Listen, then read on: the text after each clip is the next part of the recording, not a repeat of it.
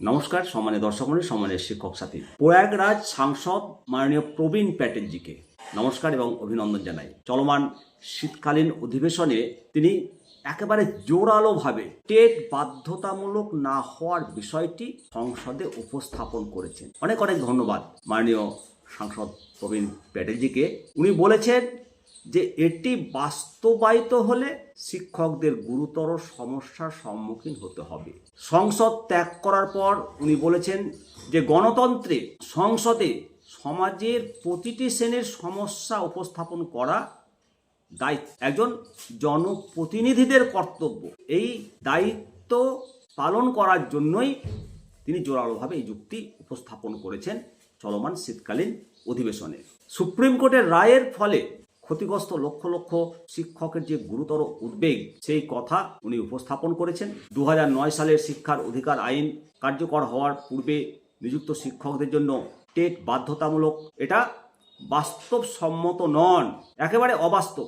এবং উনি স্পষ্ট দাবি করেছেন যে সরকার শিক্ষকদের ভবিষ্যৎ রক্ষা করার জন্য একটি নতুন বিধান প্রণয়ন করুন এবং 2009 সালের আগে নিযুক্ত সকল শিক্ষককে এই নিয়ম থেকে অব্যাহতি দেওয়া হোক। লক্ষ লক্ষ শিক্ষকের স্বাভাবিক উদ্বেগকে সমাধান করার জন্য উনি বলিষ্ঠ পদক্ষেপ নিয়েছেন। সমাধান খুঁজে বের করা এখন শুধু সময়ের দাবি। সংসদের মাধ্যমে সরকারকে উনি অনুরোধ করেছেন এবং বিজেপি সরকার সর্বদা শিক্ষকের স্বার্থের প্রতি সংবেদনশীল এবং নিশ্চিত যে এই বিষয়ে একটা পজিটিভ সিদ্ধান্ত নেওয়া হবে। জাতীয় শিক্ষা ফেডারেশন সম্প্রতি এই বিষয়ে তাদের কাছে একটা স্মারকলিপি জমা দিয়েছেন। তারা সংসদে বিষয়টি উপস্থাপন করেছেন এবং সেই জন্য কৃতজ্ঞতা প্রকাশ করেছেন।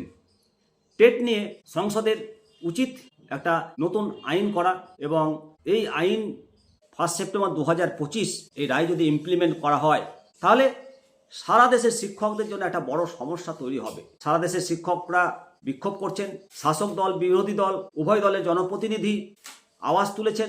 এই প্রেক্ষাপটে সম্প্রতি আদর্শ শিক্ষক কল্যাণ সমিতির রাজ্য সভাপতি ডক্টর রুদ্র প্রভাকর মিশ্র, রাষ্ট্রীয় শিক্ষক সংঘের জেলা সভাপতি কামতা নাথ, সাধারণ সম্পাদক রাম আষাঢ়ে, যোগেন্দ্র প্রসাদ মিশ্র, মিথিলেশ যাদব, কৃষ্ণমণি মিশ্র, উত্তরপ্রদেশ জুনিয়র হাই স্কুল শিক্ষক সমিতির জেলা সভাপতি বিনোদ কুমার পাণ্ডে, সাধারণ সম্পাদক রাজেন্দ্র কুমার ওঁরাগি, ব্লক সভাপতি কমলেশ কুমার ত্রিপাঠী এমপির কাছে একটা স্মারকলিপি জমা দিয়েছেন এবং প্রবীণ সাংসদ মাননীয় প্রবীণ প্যাটেলজি টেট থেকে অব্যাহতি দেওয়ার বিষয়টি জোরালোভাবে উপস্থাপন করেছেন। অবশ্যই আমরা আশা করব এই সমস্যা থেকে সমস্ত শিক্ষক মুক্তি পাবে। আপনারা অবশ্যই আপনাদের কমেন্ট সেকশনে করবেন। জয় হিন্দ, জয় ভারত।